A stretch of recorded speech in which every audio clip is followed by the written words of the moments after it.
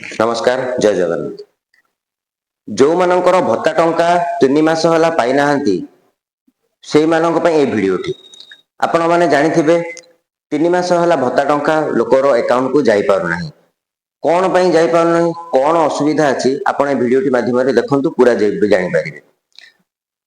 आपण जो मानकर भत्ता टंका सीधा सड़क अकाउंट को जाउथिला से माने बैंक को जाई आपण निजर ई-केवाईसी और एनपीसीआई ए दुईटा जाक लिंक करांतु जद्वारा आपणकर अकाउंट को भत्ता टंका जीवारे कौनसी असुविधा होबनी।